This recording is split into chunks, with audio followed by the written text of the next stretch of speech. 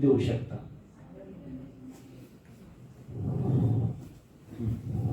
आता व्हॅल्युएशनला आपण सुरुवात करत आहोत. आता नेमका तुम्हाला सगळ्यांनाच माहिती आहे व्हॅल्युएशन करताना रेट कसा वाढतो दागिन्याचा. आपण आता ते व्हॅल्युएशनच्या प्रोसेस कडे जाऊया. चालेल? सगळं आता प्रॅक्टिकल असणार आहे बोर्डवर. आता गोल्डची प्राइस कशी वाढते सर्वांना माहिती आहे, फक्त तुम्ही कॅल्क्युलेट करायचे जसं वाढेल तसं. गोल्डची प्राइस कशी वाढते हे बघा. आजचा सोन्याचा दर ऍप डाउनलोड केले सगळ्यांनी. तो करावा असं माझं अट्ठास नाही. तुम्ही कुठलंही करा, गोल्ड बद्दल 4-5 ऍप आहेत, कुठलेही करा. कारण मला तो चांगला का वाटला, ट्रेड साठी मी वापरतोय म्हणून मला चांगला वाटला. तर आजचा गोल्डचा रेट किती आहे पकडू? किती पकडू? 64. एवढं पकडू? 64. हे फक्त गोल्डचा रेट. ह्याच्यावर 3% गव्हर्नमेंटला काय द्यावं लागतं आपल्याला? जीएसटी. किती आला?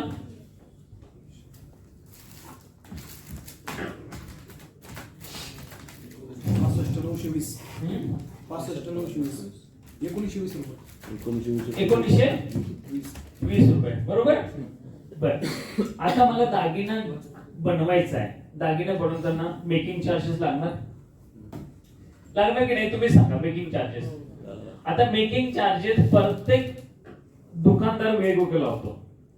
आता हे कशावर अवलंबून आहे तर एक तर दुकानदाराचं प्रॉफिट मार्जिन, दागिना कोणता आहे, दागिन्याचं डिझाईन कोणतं आहे, ह्याच्यावर रेट आहे.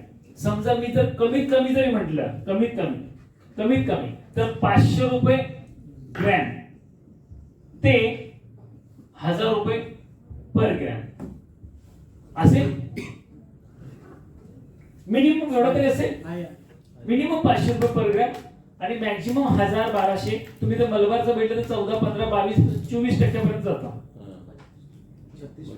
मग 36% म्हणजे खूप मोठी अमाऊंट होते. कारण मी पकडतो ऍव्हरेज 500 ते 1000. आपण याचा ऍव्हरेज करू, आपण 750 करतो मी. ठीक आहे, मी जास्तही पकडत नाही. 750च्या 18%. किती आलं? 135 रुपये आले. बरोबर. एका ग्रॅमला समजा माझा दागिना 10 ग्रॅमचा असेल, किती येणार आहे? बरोबर. माझा दागिना समजा 1 तोळ्याचा असेल, 64,000 रुपये गोल्ड झालं. किती झालं? 1900.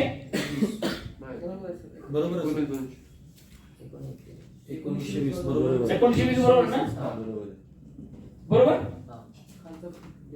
कुठलं? हे बरोबर आहे ना? बरोबर आहे. ते बरोबर. 750 म्हणजे पर ग्रॅम पकडले पाहिजे. बरोबर ना? 7,500. 7,500 ला 1350 आहे. हा, 1350. 7,500 ला. बरोबर. हे बरोबर आहे ना आपलं? कुठे चुकत नाही ना? 750 ला 135. 750 ला 135. आता बरोबर आहे. आता समजा मला जर स्टोन बसवायचं आहे त्याच्यामध्ये, माझ्या ऑर्नामेंट मध्ये, तर स्टोनची काही ना काहीतरी प्राइस तरी द्यावी लागेल दुकानदाराला. समजा 2000 रुपयाचा स्टोन बसवलेला आहे, तर ही झाली स्टोनची प्राइस. किती असेल? 2000 रुपये डायरेक्ट पकडतो. अजून कुठले चार्जेस?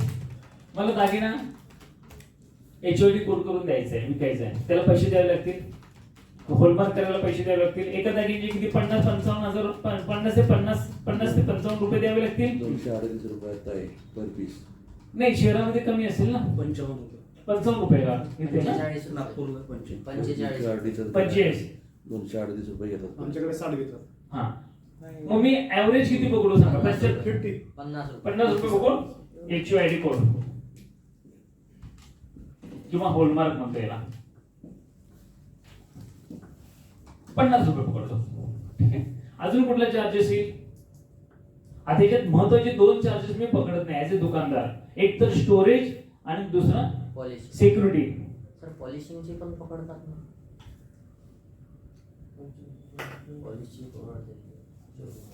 शोरूम वाले पकडतात. शोरूम कारण मी हे पकडत नाही. मी काय नाही पकडत?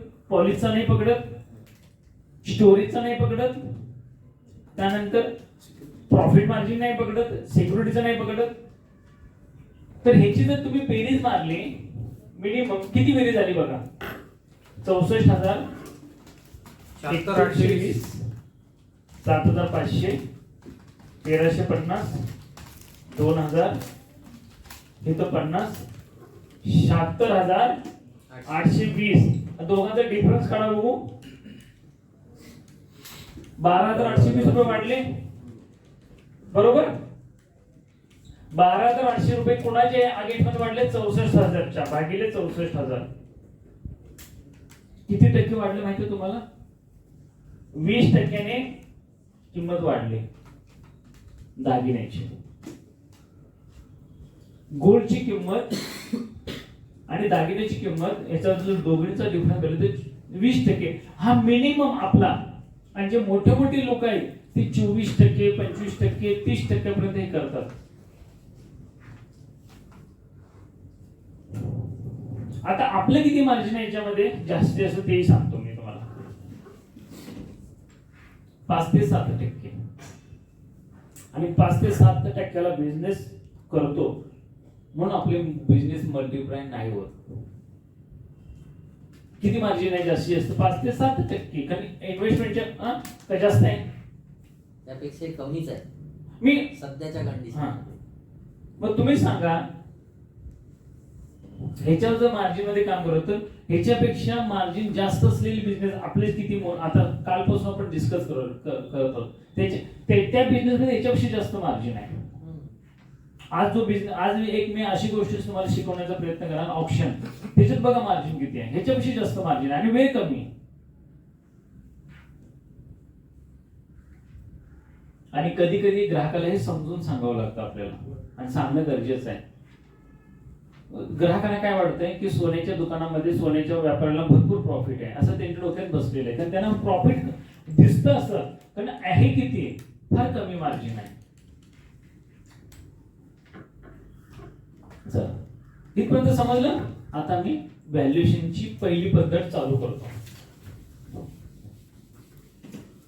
आता इकडे बघा पद्धत सोपी आहे. तुम्ही जसं करता हे थोडस व्हॅल्युएशन बाजूला ठेवा. हा मी काय करतोय ते काळजीपूर्वक ऐका समजून घ्या कारण तुम्ही जे करता आणि मी जे करतोय नंतर मॅच कसं होते ते बघा. फक्त फाउंडेशन आहे. एक जर मेथड व्यवस्थित समजली तर बाकीच्या सगळ्या मेथड्स व्यवस्थित समजतील.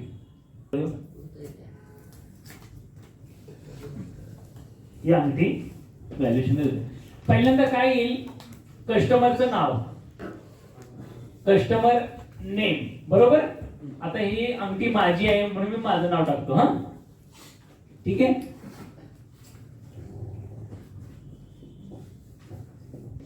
क्वांटिटी किती असेल 1 बरोबर. हे तर कळलं. पहिल्यांदा आपल्याला काय करायचं दागिन्याचं ग्रॉस वजन माहिती पाहिजे. ग्रॉस वजन घ्या. ग्रॉस वजन 4 ग्रॅम 900 4 ग्रॅम 909 4,900 3 वेळा वजन घ्यायचं याचं का काटा ओपन आहे म्हणून सांगा. ते राईट आहे 860 ते राईट 9,860 बरोबर ना. पुढे खाली सरफेसला ठेव ना. 880 तुमचा हाताचं व्हायब्रेशन होते असं वाटतंय. खाली वळीवर कशी वरवर व्हायब्रेशन होते ते घ्यायचं. ते कर तो बाजूला होता ऑफ करून ऑन कर लागलं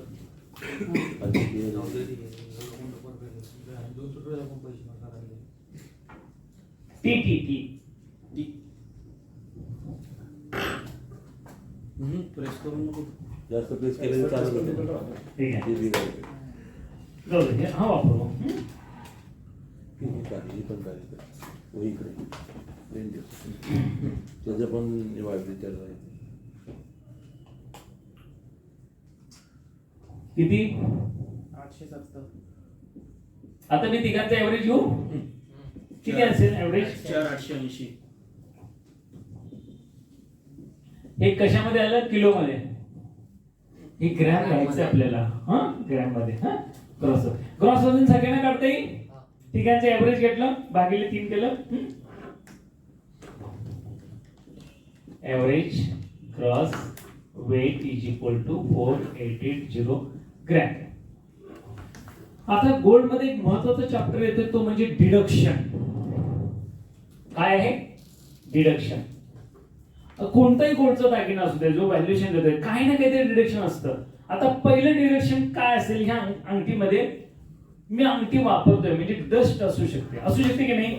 डस्ट. आता डस्ट किती असते एक कॅल्क्युलेशन साठी मी घेतो. मी दागिना नेहमी वापरतो तर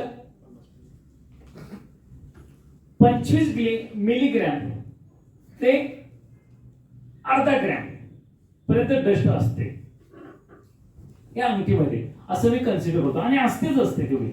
तर किती पकडतो मी थोडं कॅल्क्युलेशन साठी व्यवस्थित येण्यासाठी अर्धा ग्रॅम डस्ट. काय झालं?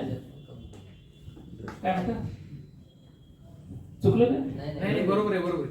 पण दागिना माझ्याकडे चेन असेल चेन मध्ये सुद्धा तुम्हाला डस्ट सापडेल आणि ह्याच्याऐवजी जर बोरमाळ असेल तर डस्ट जास्त सापडेल. जास्त कारण पोकळ. पोकळ असते. हे समजलं तुम्हाला?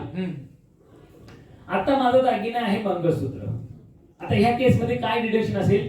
काळे मणी. आता काळे मणी दोन प्रकारचे असतात ना. हे बघा एक मोठी साईज आणि एक छोटी साईज. तीच आहे. त्याचं वजन आपल्याला माहिती पाहिजे. त्याचं वजन मी तुम्हाला देणार आहे. मी स्वतः केलेलं आहे. मी काय केलंय ते तुम्हाला सांगतो. तुम्ही सुद्धा करू शकता प्रॅक्टिकल. 1000 मोठे मणी मी विकत घेतलेत. 1000 मोठे मणी मी विकत घेतले. कुणाकडून? बाजारामधून. 1000 मणी विकत घेतले. त्याचं वजन बघितलं तर 1000 मणीचं वजन मला मिळालंय 26.23 ग्रॅम. मोठ्या मण्याचं वजन 1000 मण्याचं वजन. जर 1000 मण्याचं वजन 26.23 असेल तर 100 मण्याचं वजन किती काढता येईल ना आपल्याला? 100 गुणिले 26.23 भागिले 100 जे काही येईल ते. बरोबर? कारण लहान मणी जे आहेत त्याचं वजन वेगळं आहे. ह्याचं वजन वेगळं ह्याचं वजन वेगळं आहे. ह्याचं वजन किती भरतं? तर ह्याचं वजन भरतं 6.8 ग्रॅम.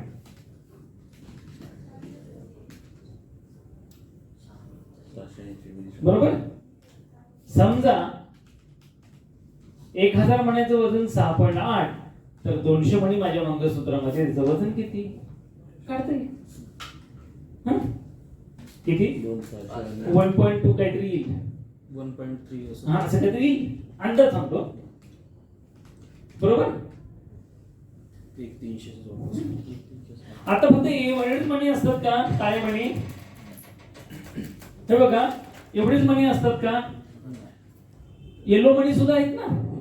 हे बघा येलो मणी. हे येलो मणी. मग हे सुद्धा डिडक्ट करावं लागतील. तर हे झालं ब्लॅक मनी. दुसरं झालं येलो मनी. मिळतात मोठी आणि लहान. आता येलो मनी जे आहेत त्याचं वजन तुम्ही जर बघितलं मोठ्या मण्याचं तर 22.84 ग्रॅम 1000 मण्याचं वजन. आणि तेच जर तुम्ही लहान बघितलं तर 6.28 ग्रॅम. हे मी स्वतः केलेलं आहे आणि हे तुम्हाला वजन मी देणार आहे. तुम्ही करून बघा. थोडा फरक पडेल. एक अर्धा ग्रॅमचा फरक पडेल तुमच्या मण्यामध्ये आणि माझ्या मण्यामध्ये. ठीक आहे? काळे मणी मोठे काळे मणी लहान. पिवळे मणी मोठे पिवळे मणी लहान. ह्याच्या व्यतिरिक्त काय असू शकेल? तुम्ही जर पाहिलं असेल मंगळसूत्रामध्ये पाठीमागे मंगळसूत्राच्या पाठीमागे कधी कधी हुक असायचे. हुक. आता तुम्हाला काय दिसेल? फिरकी दिसेल. जॉइंटर दिसेल. ब्रासचा आहे. त्याला तुम्ही काय म्हणता? पेज. मी त्याला जॉइंटर म्हणतो. ठीक आहे? शब्द वेगळे असतील एकमेकांचे. तर त्याचं वजन तुम्ही बघितलं तर 1 ग्रॅम वजन. आता बघा मंगळसूत्र 2 साईजचं असतं. 30 सेंटीमीटर आणि 30 सेंटीमीटरचं मंगळसूत्र असेल आणि दोऱ्यामध्ये असेल तर दोऱ्याचं वजन नको बघायला का? अर्धा ग्रॅम दोरा बसतो. दोरा किती? अर्धा ग्रॅम. आणि जर मंगळसूत्र एवढं असेल 20 सेंटीमीटर हे 20 सेंटीमीटरचं मंगळसूत्र पाव ग्रॅम तरी दोरा बसेल की नाही तुम्ही सांगा. हा, पाव ग्रॅम दोरा बसतो.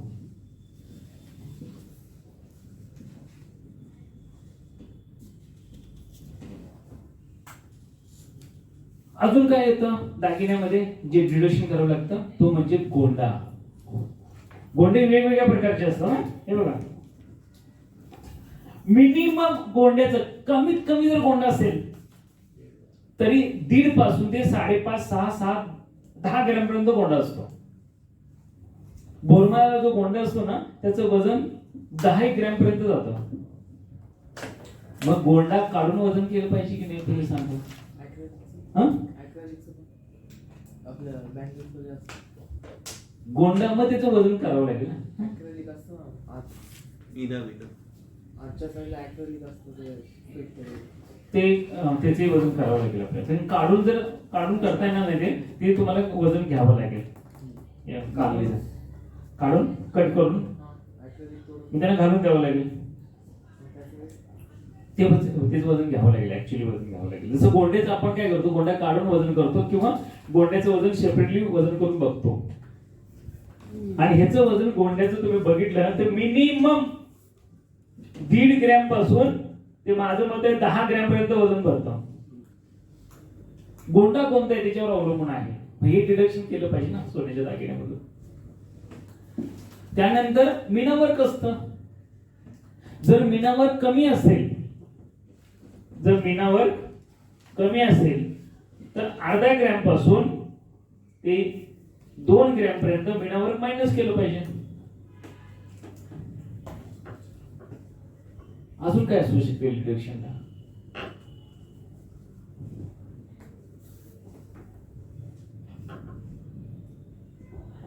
डिस्को मनी ते असू शकतं.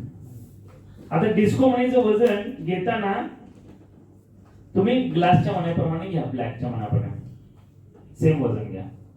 आणि हे तुम्हाला मी देणार आहे सॉफ्ट कॉपी मेलवर आणि व्हॉट्सअप ह्याच्यामध्ये दिले मी तिथे. आता मला सांगा काय राहिलं डिडक्शनला. स्टोन, दागिन्यामध्ये स्टोन असू शकतो ना. स्टोन चार्ट मध्ये जे वजन दिले त्याप्रमाणेच घ्यायचं. फक्त मर्ज असेल तर 0.5 mm वाढवा, 5 mm पेक्षा खडा कमी असेल तर 5 mm पेक्षा जास्त मोठा असेल तर 1 mm वाढवा. अजून एक महत्वाची गोष्ट, जर लाख दागिना जर लाखेचा असेल तर लाख. सांगा ह्या दागिन्यामध्ये डिडक्शन काय आहे. म्हणजे नेट वजन कसं काढायचं, ग्रॉस वजन मायनस डिडक्शन. म्हणजे ग्रॉस वजन किती आहे 4.880 मायनस 0.5 किती ग्रॅम आलं 4,380 एवढं झालं. 380 आलं का. आता सगळ्यांना काढता येईल असं नेट वजन अवघड आहे का हे नाही. आता महत्वाची गोष्ट म्हणजे दागिन्याचं कॅरेट आपल्याला काढता आलं पाहिजे. हे बघा, काल आपण कसोटी वापरली, जाण्याच्या अगोदर मी पूर्ण ऑइलिंग करून ठेवलेली आहे. हे आपलं काम आहे, नाही तर कसोटी खराब होत आहे. कसोटी खराब म्हणजे काय, इन द सेन्स म्हणा तसा रिझल्ट येत नाही आपल्याला. ऑइल मध्ये मी ठेवते. जर मला जर जास्त दिवस वापरायची नसेल ना तर मी ऑइल मध्येच ठेवतो आणि वापरायच्या अगोदर एक दिवस काढून ठेवतो बाहेर. क्लीन झाली. ओके, दागिना सोन्याचा एक चेक करू. सोन्याचा आहे का बघा. तुम्ही जवळ बसल्यामुळे तुम्ही टेस्ट करायचे.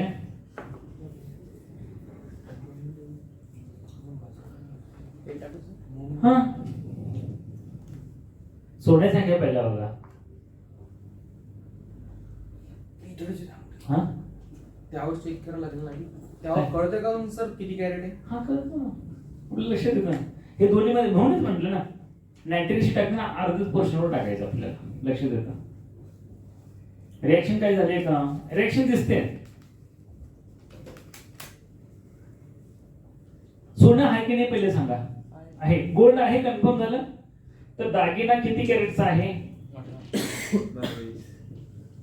किती कॅरेटचा? 22. 18 म्हणजे 10 दागिना 22चा आहे, बरोबर. त्याच्यामध्ये हॉलमार्क सुद्धा आहे. त्याच्यानंतर तुम्हाला ते टेस्ट मध्ये सुद्धा दिसेल. जरी दागिना तुम्हाला 22चा मिळाला तर तुम्ही कन्सिडर करताना 2 कॅरेट कमीच करायची, म्हणजे दागिना 20 कॅरेटचाच कन्सिडर करायचा. कारण ही जी मेथड आहे या मेथडचं नाव आहे कन्झर्वेशन मेथड.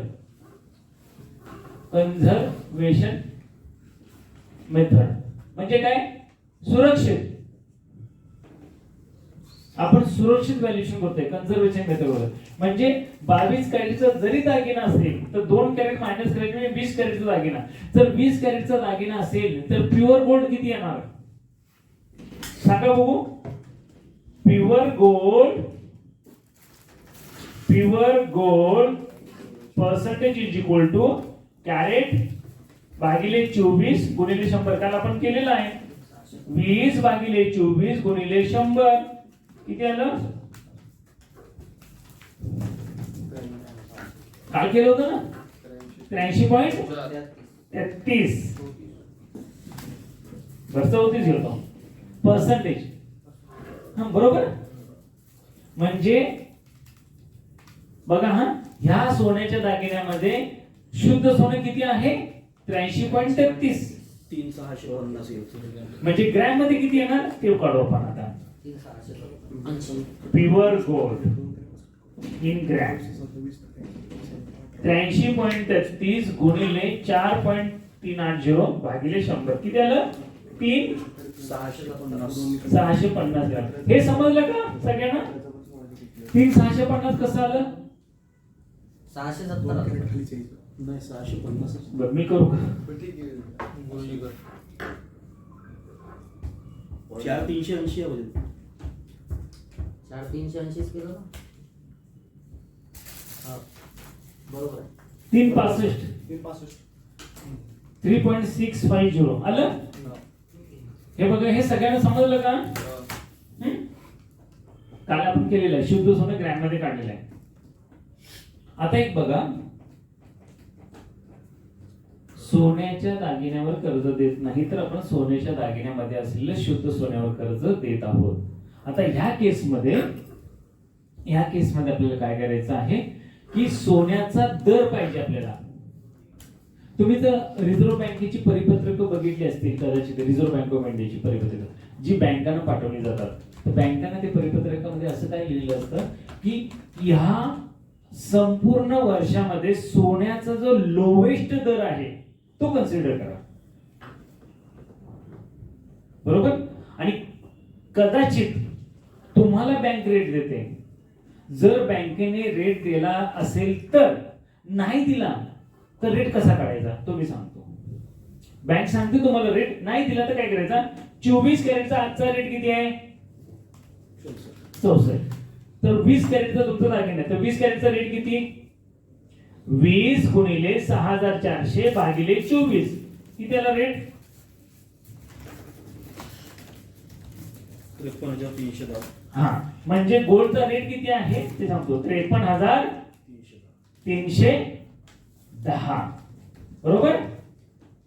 हा जो रेट आहे गोल्डचा तो आहे 20 कॅरेटचा.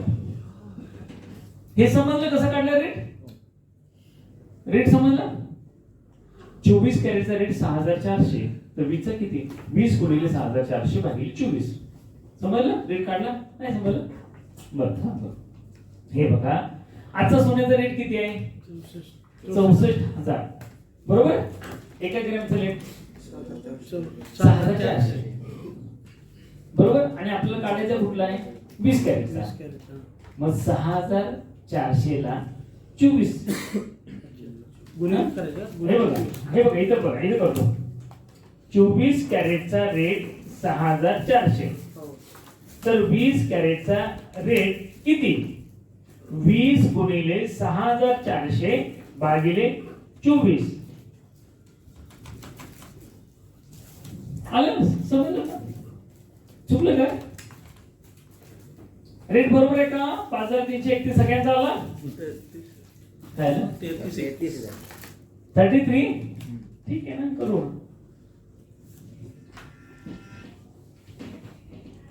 जर बँकेने रेट दिला तर बँकेचाच रेट वापरायचा. आलं लक्षात? बँकेने नाही रेट दिला तर रेट असा काढायचा आपल्याला. हम्म? आता valuation is equal to pure gold in gram into 20 carat rate. Pure gold किती आहे? 3650 गुणिले 5333 किती आलं रेट? व्हॅल्युएशन किती आलं? 19,466. 19,465